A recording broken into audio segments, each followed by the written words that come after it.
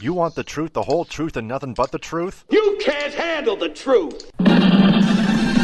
Well, we're giving you the Michigan Sports Truth, the show that reveals facts, truth, research, and statistics and never messes around. We lay down the entire truth about everything regarding your Detroit and Michigan sports teams, no matter if it's good or bad. No junk, no entertainment, no homerism, no coddling, no pop culture, no opinions, no shilling, and no fluff. Head over to our website at MichiganSportsTruth.com, follow us on Twitter at Michigan_Truth, and like our Facebook page, The Michigan Sports Truth.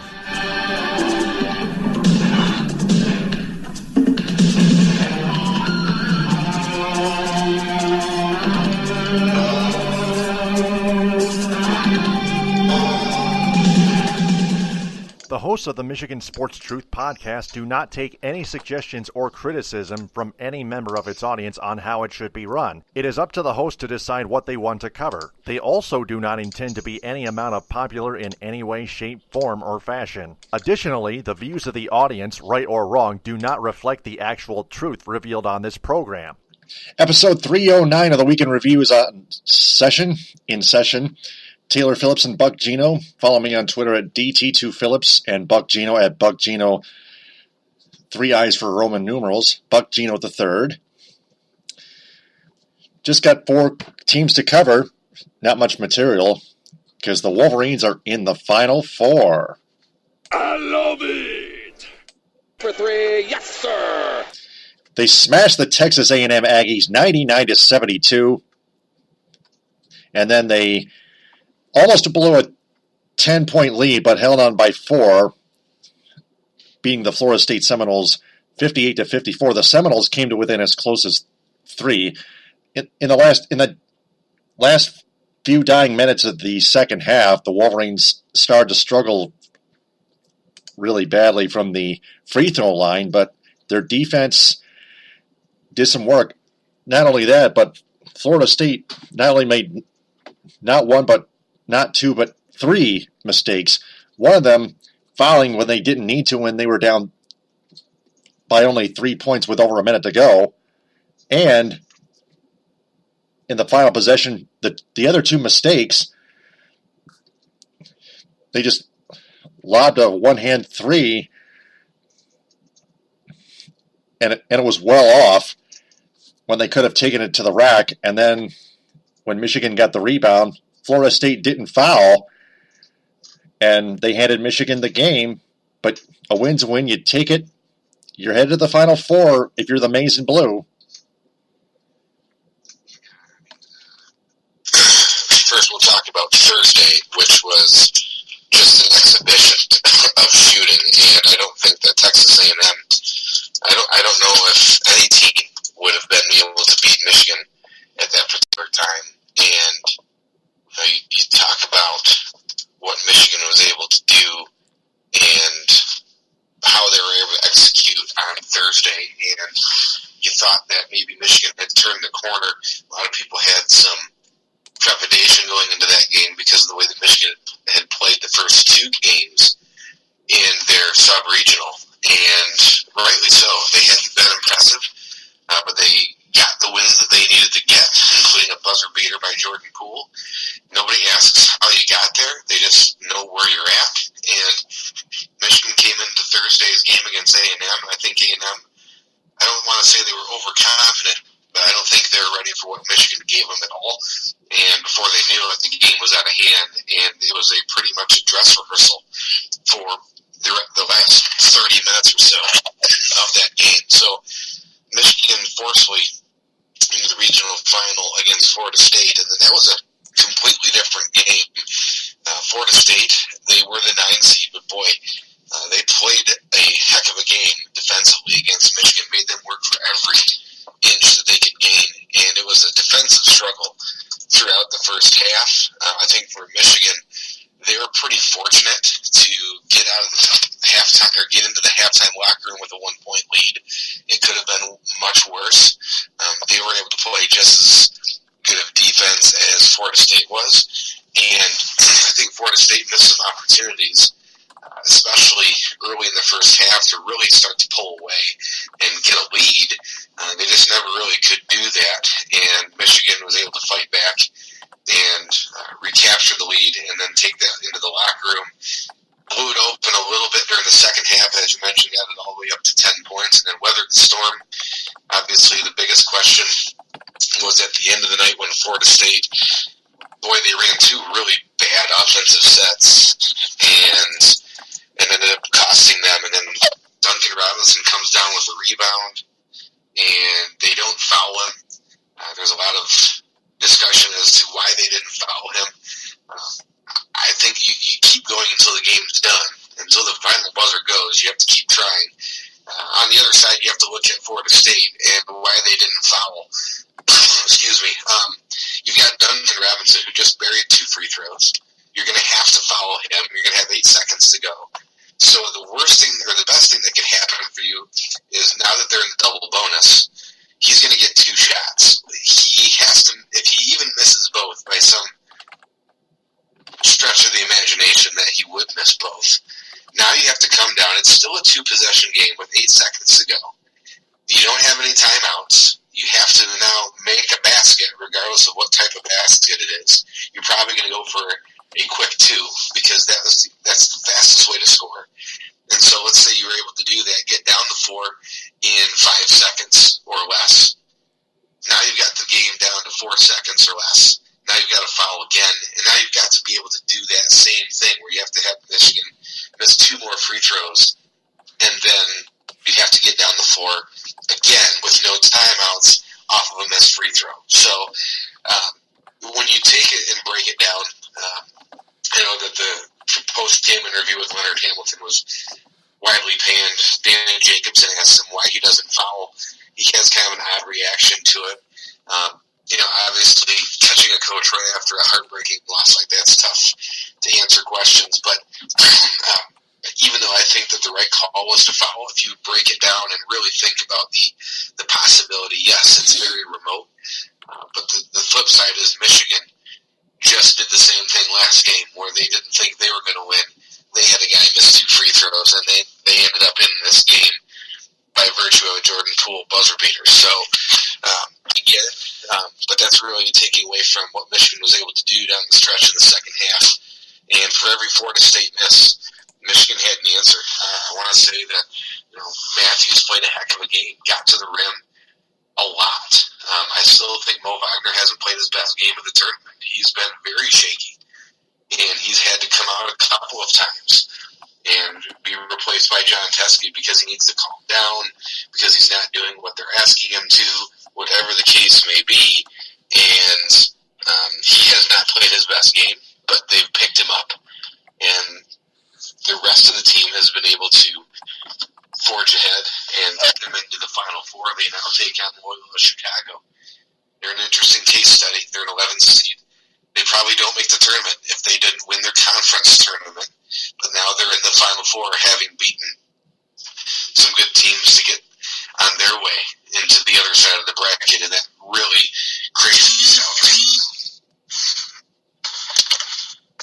Yeah, and they're going to have some work to do when they find out that they are taking on the Loyola Chicago Ramblers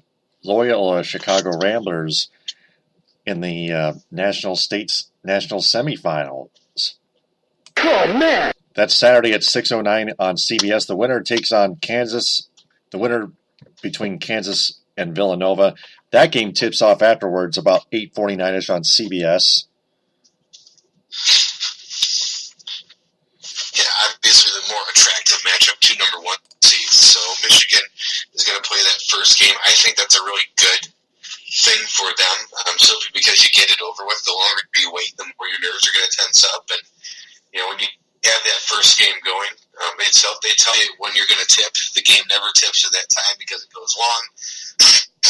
That's most times, and you got to sit there and wait. So I think if you're Michigan, that's probably an advantage, as well as for Loyola Chicago, simply because you're not standing around and waiting an extra 3 hours before you have to go on for basically a 9 o'clock tip. So, one of the things that he asked me to do was a scouting report on Loyola Chicago. So I scoured the internet and was able to look up some things about Loyola Chicago. And, I could sit here and break them down for an hour and a half about Porter Moser's squad, but really what I'll do it succinctly is they're pretty much a clone of what Michigan does when you look at the stats. They're highly efficient on the defensive end.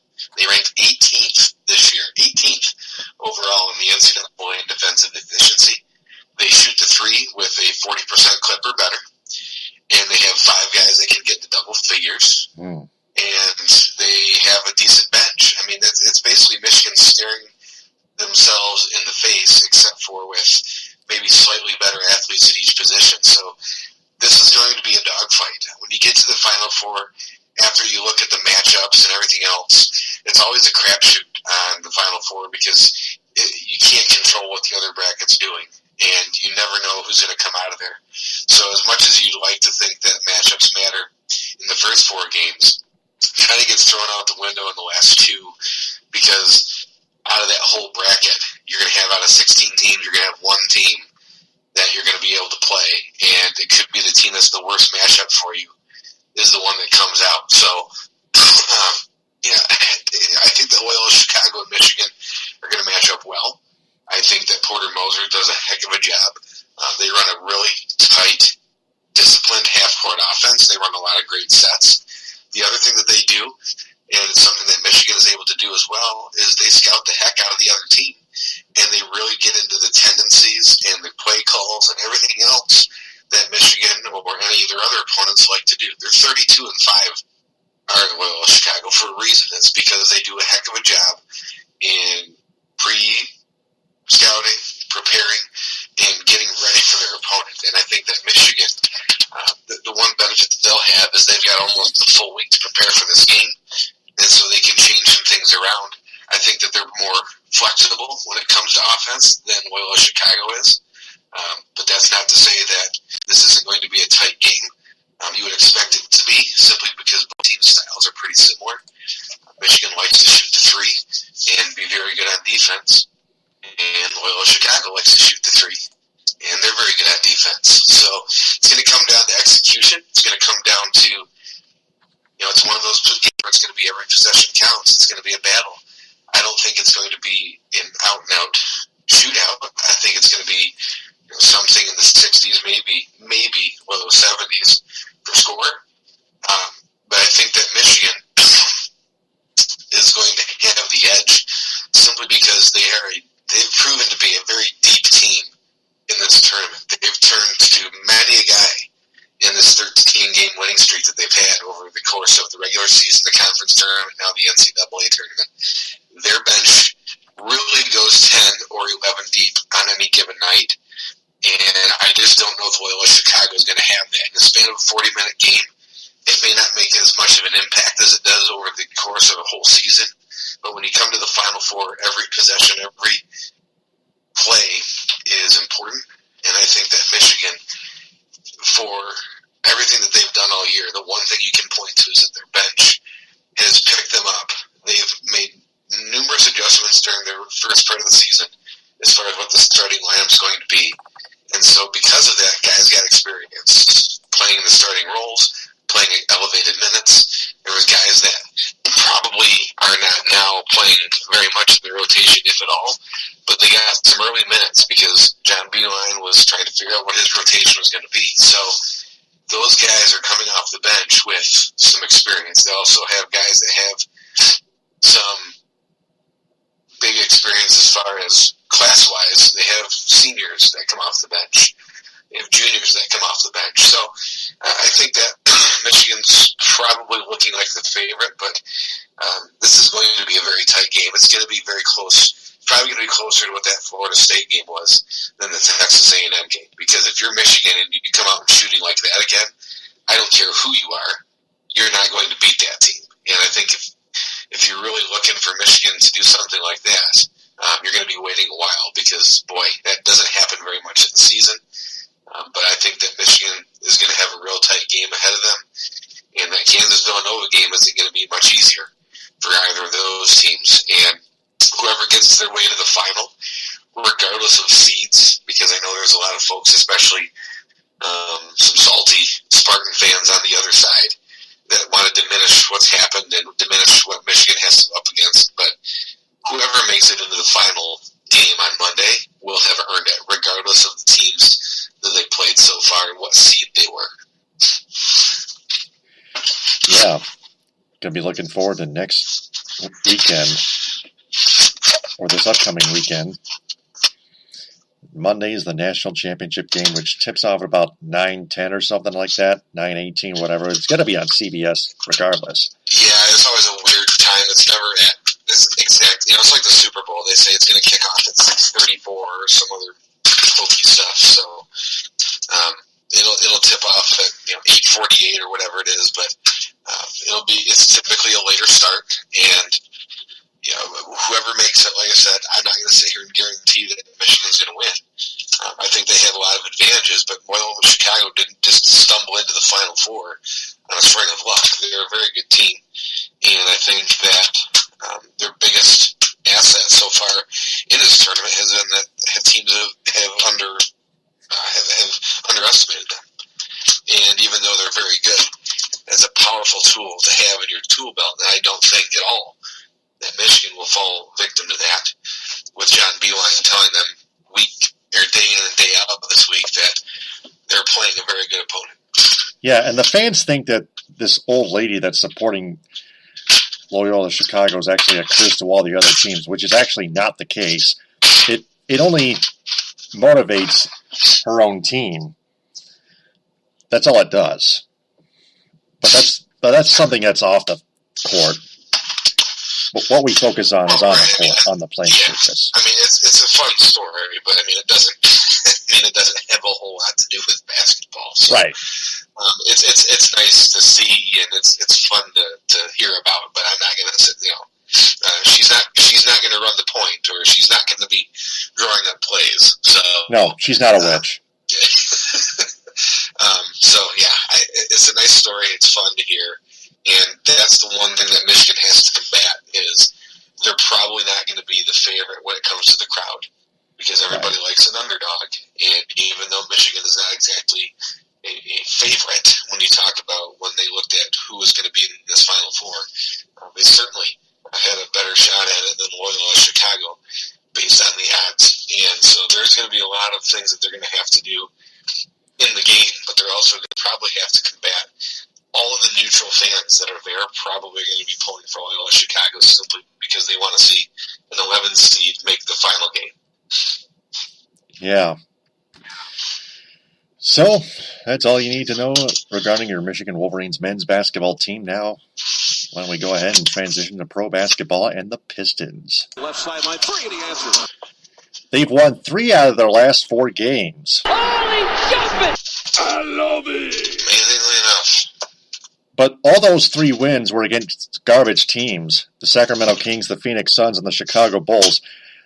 The only game that they lost in that span was in overtime at Houston at Toyota Center against the first-place Rockets in the Western Conference, 196. The Pistons played their hearts out,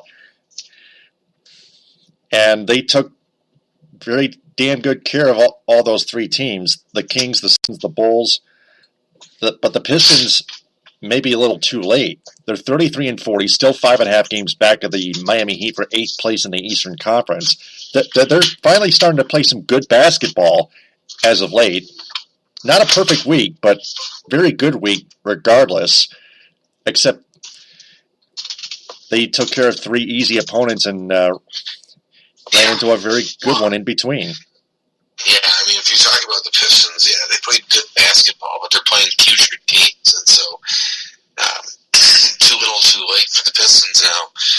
You're beating up on the dregs of the NBA, which is, you should be doing that. I mean, Phoenix is bad, Chicago's not good, the Kings are not that good, and then the Rockets are. So, if you're Detroit, you're just cementing the fact that you are a mediocre team stuck in the middle, and you're not going to make the playoffs. So while it's good for them to win 3 games, I guess, I mean, you'd really hope that they could get as more lottery picks or lottery balls as they could, because with that trade for Blake Griffin, there's only a few spots that they can have access to in this upcoming draft. So, kind of like the Red Wings. If you're not going to make the playoffs, go full bore tank, because you don't have a first-round pick probably. And so the worst thing you can do is win games and give yourself less of a chance to maybe get one of those top 3 picks via the lottery. So I would rather they lost all 4 games so they could keep that pick this year and what promises to be a pretty good draft when you look at who's going to be in it and what the Pistons need. But it's 3 wins that don't mean a whole lot. It just keeps them mildly afloat in the Eastern Conference playoff race. Yeah, also too little too late for the Pistons to tank, too, because they're going to be stuck in mediocrity for the rest of the season, like you pointed out. But the Pistons were reportedly targeting Chauncey Billups in a front office revamp, but an hour later they denied that report, so that's actually not the case, which is what we're supposed to believe then. This was from Adam Wells of Bleacher Report.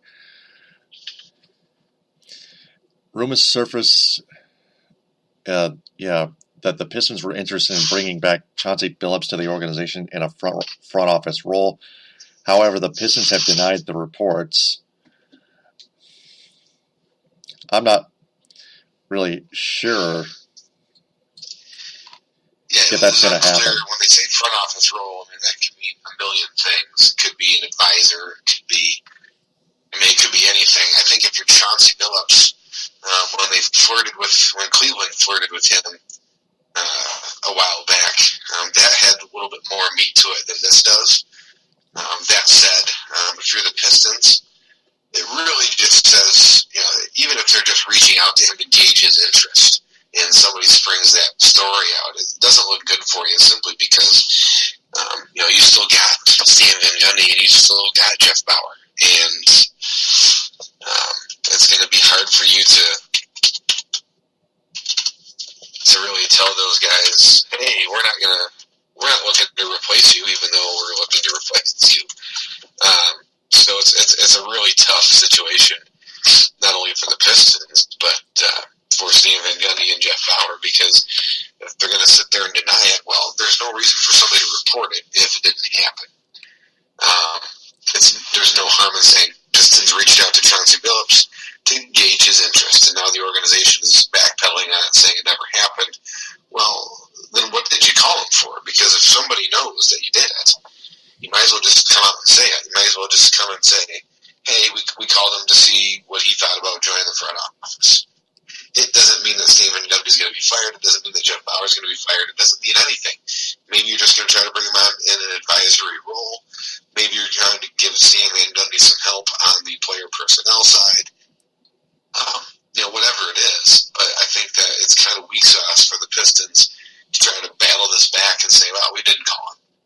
Well, Chauncey himself never denied that he got called. He just said he wasn't going to chase a job that wasn't open.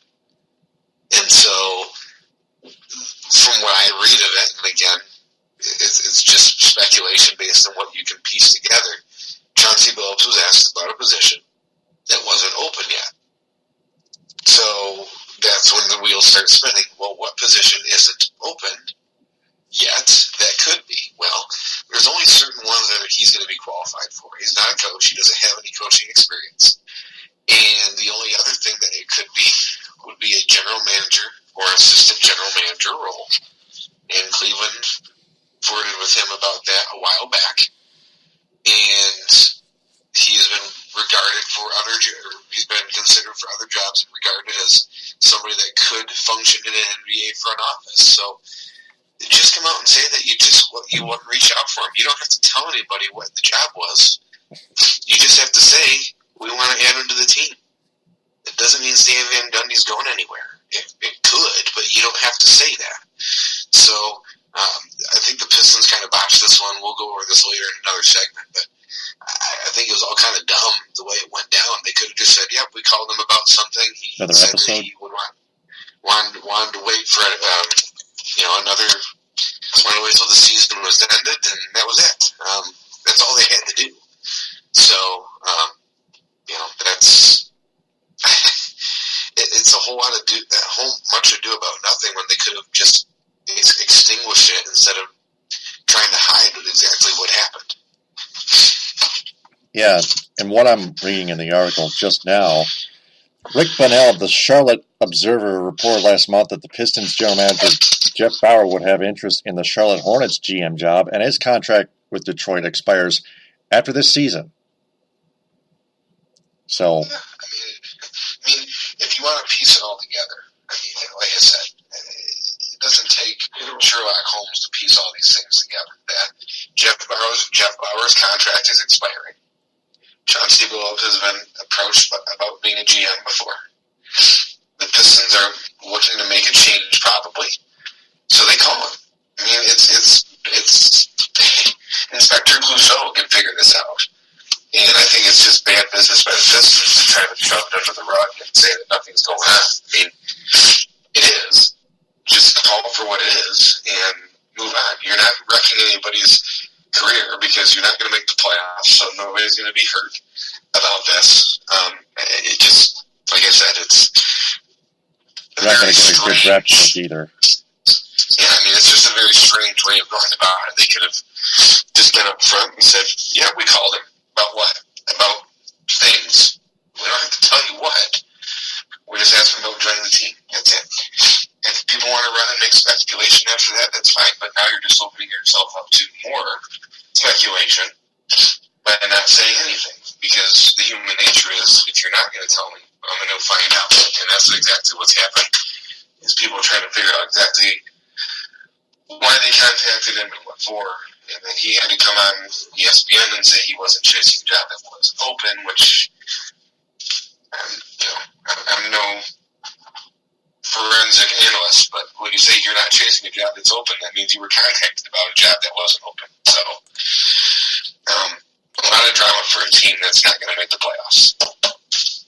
Or get a good draft pick. Piece those two together, stuck in mediocrity. Right.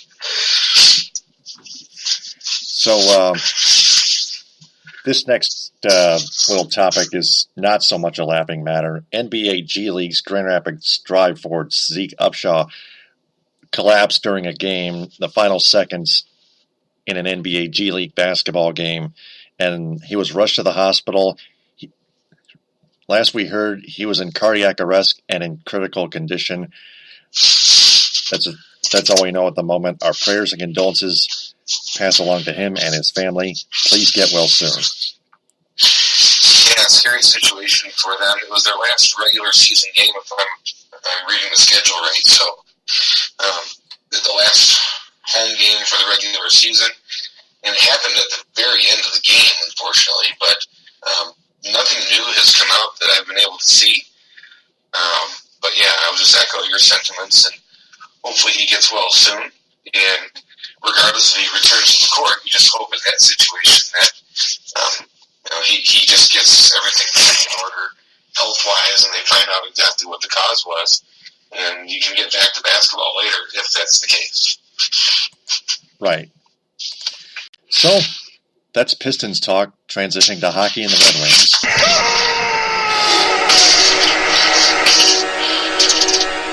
Well, the Red Wings are out of playoff contention again. They beat the Flyers 5-4 in a shootout at Little Caesars Arena, and then they lost 1-0 in regulation to the Washington Capitals to eliminate themselves from playoff contention, and then they continued tanking by losing 4-3 in regulation at the Toronto Maple Leafs at Air Canada Centre. Kadri got the game-winning goal. Dylan Larkin has a bit of a hot stick right now. He got the first goal of the game, actually got 2 goals in that game, or one of those 2 games, but 3 goals in his last 3 games for Dylan Larkin. I got to give him credit. He's been playing well, but the fact of the matter is, the important point is the Red Wings are not going to make the playoffs either, and what do you know? They're still in the top 5. They're 5th worst in the NHL. The top 5 NHL Lottery Draft picks. The Ottawa Senators and the Vancouver Canucks each have 63 points. The Red Wings 65, 27-37-11. Then they got the Arizona Coyotes at 61 points. The Buffalo Sabres at 58 points. The Red Wings 64-75 games played. Only 7 games left. They're at the Montreal Canadiens Monday at 7:30, home against the Pittsburgh Penguins Tuesday at 7:30, at the Buffalo Sabres Thursday at 7, and home against the Ottawa Senators Saturday at 2. So 3 big games against teams that they need to lose to jump backwards and get more of those ping pong balls or whatever the heck they do the lottery with here for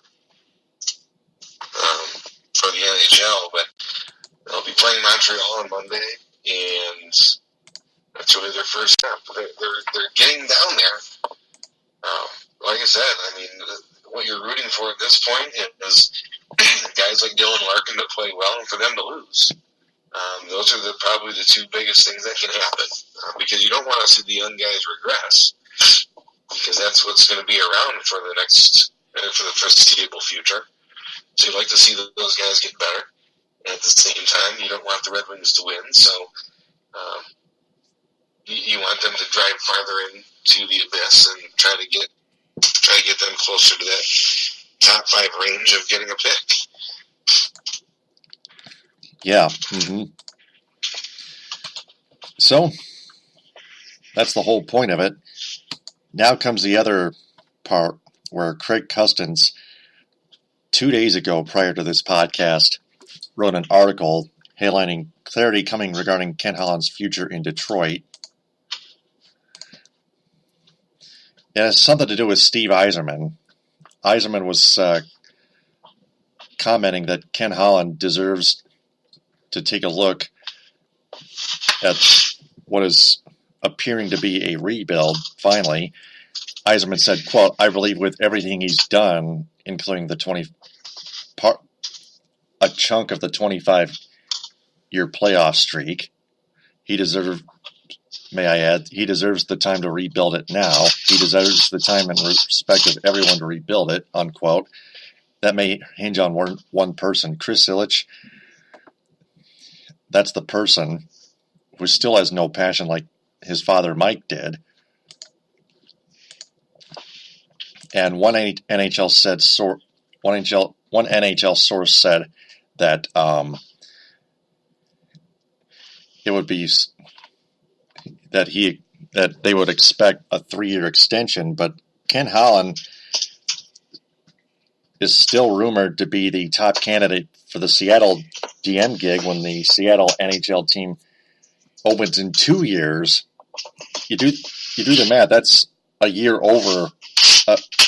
A year surpassed the opening of the Seattle franchise. Yeah, I mean, if you're talking about Ken Holland being the top candidate for Seattle, number one, they're not going to hire a GM the day before they start play. I mean, if you look at Vegas, George McPhee was in place well before the expansion draft. So once they are granted the NHL franchise, Seattle's going to need to fill the front office. They're going to need to have guys out there.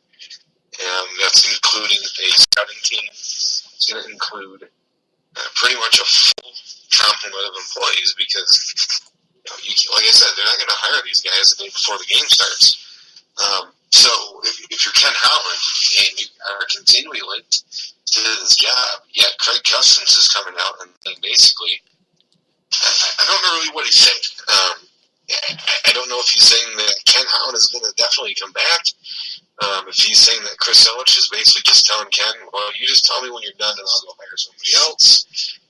It's very strange and odd how this situation is unfolding, simply because you would think that a team that is staring a second straight year out of the playoffs in the face, they are assured of it, a team that is really going nowhere as far as ascending up the talent ladder of the NHL. Especially if Holland stays, but Well, right. what I can tell, Chris Ilitch is going to let Ken Holland make his own decision on whether to stay or to go to Seattle or wherever. Well, I mean, if he's going to go to Seattle, because Ken Holland likes to have everything his way. If I'm Ken Ken Holland, why don't I just say, well, I'll stay one more year and then I'll go to Seattle? Or 2 more years. Which if you're Chris Ilitch, if you're a business owner, that's dumb, because you just say, well, what motivation are you going to have to make me better in the next 2 years? Because all you're going to do is go to another team. So why don't you just go to them now, and you can figure it out later, and I'll get somebody else in here. But I don't think that's the way it'll play out. But that said, it's very odd. If my boss came to me and said, "Hey, we're gonna let you figure out what you want for your raise," well, no, that's not how that goes. Your boss doesn't let you decide what you want to do. You're the boss. You tell them what happens. So Chris Ilitch is basically taking this hands-off approach to the team because he doesn't give a crap, and he's going to let Ken Holland do what he wants. And if I'm Steve Yzerman, yeah, I want Ken Holland to continue to be in my division because he's terrible. I don't want somebody else going in there that has a chance to be a force to be reckoned with in my division. I want that team that's terrible. I want Ken Holland to keep making stupid decisions, and I want them to continue to struggle because it's just one team out of your way. So if I'm Steve Yzerman, of course I say that. I don't want Chris Ilitch to get rid of him and get somebody else in there. So it's just it was a very odd article. It's a very odd story. I don't want to say it didn't make sense, because it did. It just, you're basically trying to tell me that Ken Holland is going to make his own decision, and that's when you're going to tell everybody else what your front office is going to look like. You're letting the guy that's in there that has no contract past next year make those decisions. So if you're Chris Ilitch, really what you're telling us is, I don't care. You guys figure it out. I'll just write the checks. That's what it boils down to for me. Yep. All the puzzle pieces put together. Glad we dissected that. So, yeah, those are very good points about Ken Holland and Chris Ilitch. Chris Ilitch doesn't care, doesn't have any passion, doesn't have any smarts, only believes in appearances of confidence, like Urinating Tree pointed out on YouTube in the video, the Detroit Red Wings decline and fall of an empire from half of last year. So, only one team left to cover, and that's the Detroit Lions. Touchdown, Detroit Lions! 2 more signings. The Lions are not even done yet. They signed Seattle Seahawks tight end Luke Wilson to a 1-year, $2.5 million contract, and Tennessee Titans and former Denver Broncos defensive tackle Sylvester Williams. Well, the Wilson signing was, they just got rid of Eric Ebron, so they're going to need a tight end. The draft class for tight ends is not good. So you had to find somebody that was a viable alternative, even if it was for 1 year. Luke Wilson grew up right across the bridge in Windsor. So, or actually lives there. I shouldn't say he grew up there, but he lives there. So, not a very long commute. And it made sense for both teams, for both parties. It was a 1 year deal for $2.5 million. And he now becomes that move tight end, or I don't know what the terminology is anymore, because everybody makes a new term every day. But basically, he's the guy that's going to go out and catch some passes. So that's a tight end position. They might be able to split him out a little bit, might be able to move him around the formation. So he's not going to be your inline blocking tight end. And when Eric Ebron was cut, that was the one thing that they needed on offense to replace. And that's what they did. So they went out and did that, and at a reasonable price for what they would have spent on Eric Ebron. They've been able to spend that money on 3 different players. So they turned 1 into 3. And one of those guys is his replacement. So a decent move. He played for the Seahawks and Pete Carroll last year, and he wasn't bad. I don't think that, I don't think he's a Pro Bowl threat by any stretch of the imagination, but he'll do the job. And in what appears to be a continuation of the offense from last year. They need that guy that can go across the middle and get some tough catches, but also stretch the defense and bring them some speed. So it made sense for both of them, and he's a Detroit Lion. All right. And then the other thing for Sylvester, they signed a defensive tackle that does not preclude them from taking one in the draft. That just means that they have some veteran depth, and it's a low-risk, high-reward situation for them. Mm-hmm. So two solid signings. We'll get to that here in another segment as well. Bob Quinn right now, you can't fault him for any of the signings that he's made so far. In fact, he's on a roll. I got to give him credit. You can't stare any of those free agent signings in the face and say that was a bad move. No, it wasn't. Maybe you overpaid LeGarrette Blount a little bit, based on his contracts the last 2 years. But when you're not the Super Bowl contender, you need to pay a little bit more. So, just two more solid moves for the Lions right now. Yeah. Not that we're praising Bob Quinn, but he has done a great job in free agency. He has. Yeah. Well, he did last year too, and that's where they ended up. So it's hard to say. It's hard to get excited about stuff that you're really not going to see the results for 6 more months. Right. Still got work to do. So, speaking of that one segment, here it is now. Pencils down, everyone. It's time to find out what's your grade. All right. Just those two signings, Luke Wilson and Sylvester Williams. We'll start with Luke Wilson. I'm going to give that one a B+. There weren't a lot of tight ends to be had. It made sense for them. Money. It's a short-term deal, only 1 year. And what it allows them to do is walk away at the end of this season if he's not productive, and then go diving in the free agent pool again, or maybe somebody comes up in the draft that they're looking at. Or B, he proves to be a valuable asset, and they maybe sign him again. Mm-hmm. How about Sylvester Williams? I'm going to give that one a B. He's depth. He can start, but you prefer him. If you're really saying this is going to be my defense, I'm sure Matt Patricia has ideas of maybe still drafting a defensive tackle so he can provide depth.